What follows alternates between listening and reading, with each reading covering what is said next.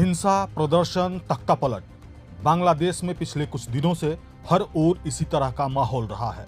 लेकिन अब नोबेल पुरस्कार विजेता मोहम्मद यूनुस बांग्लादेश की सत्ता संभालेंगे, जिनका छात्र नेताओं ने अंतरिम सरकार का नेतृत्व करने के लिए सिफारिश की है।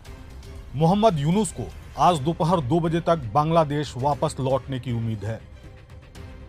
बांग्लादेश में जारी हिंसा और राजनीतिक उथल-पुथल के बीच नोबेल पुरस्कार विजेता मोहम्मद यूनुस नई अंतरिम सरकार के सदस्यों को अंतिम रूप देने के लिए तैयार हैं, जिसका नेतृत्व वह पूर्व प्रधानमंत्री शेख हसीना के इस्तीफे के बाद करेंगे। सत्ता में शेख हसीना का 15 साल का कार्यकाल समाप्त हो गया। मोहम्मद यूनुस, जिन्हें छात्र नेताओं ने बांग्लादेश के अंतरिम सरकार का नेतृत्व करने की सिफारिश की, उनका गुरुवार यानी आज दोपहर तक बांग्लादेश लौटने की उम्मीद जताई जा रही है। बांग्लादेश लौटने से पहले जारी एक बयान में मोहम्मद यूनुस ने उन बहादुर छात्रों को बधाई दी। उन्होंने कहा कि दूसरे विजय दिवस को संभव बनाने वाले छात्रों को बधाई। आइए हम अपनी इस नई जीत का सबसे बेहतर उपयोग करें।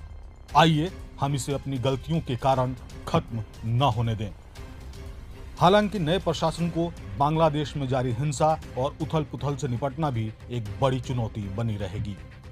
ढाका ट्रिब्यून के एक खबर के मुताबिक संविधान के मौजूदा स्वरूप में ऐसी अंतरिम सरकार के लिए कोई भी प्रावधान नहीं है। इसमें केवल निर्वाचित सरकारों का ही उल्लेख है। रिपोर्ट में कहा गया है कि आवामी लीग के 2019 से 2014 तक के कार्यकाल के दौरान 2011 में संविधान के 15वें संशोधन में कार्यवाहक सरकार के प्रावधान को समाप्त कर दिया गया था।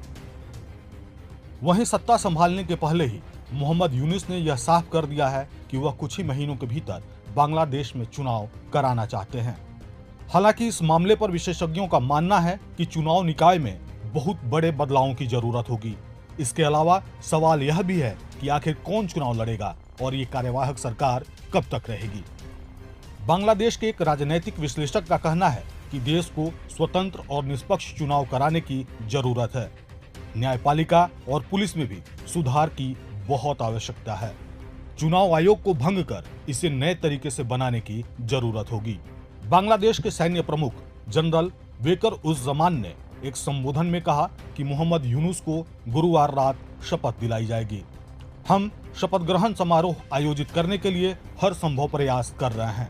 इसे दोपहर में ही आयोजित करने का प्रस्ताव था, लेकिन डॉक्टर यूनुस के दोपहर 2 बजे तक देश वापस लौटने की उम्मीद है। इसके तुरंत बाद समारोह की व्यवस्था करना मुश्किल होगा, इसीलिए हम इसे रात 8 बजे के आसपास आयोजित कर सकते हैं। इसमें कुल 400 लोग शामिल होंगे। इस बीच पूर्व प्रधानमंत्री खालिदा जिया ने बुधवार को शांति का आग्रह किया। उन्होंने बांग्लादेश नेशनलिस्ट पार्टी के सदस्यों से कहा, कोई विनाश नहीं, कोई गुस्सा नहीं और कोई बदला नहीं। हमें अपने देश के पुनर्निर्माण के लिए प्यार और शांति की जरूरत है। आपको बताते चलें कि शेख हसीना के इस्तीफे से पहले 2 दिनों में 14 पुलिस अधिकारियों सहित कम से कम 109 लोग मारे गए थे। हसीना की पार्टी से जुड़े पूर्व मंत्रियों और सांसदों के घरों को लूट लिया गया था। उनमें आग लगा दी गई थी, तोड़फोड़ कर दी गई थी। राजधानी में उनके सरकारी आवासों को भी तोड़फोड़ का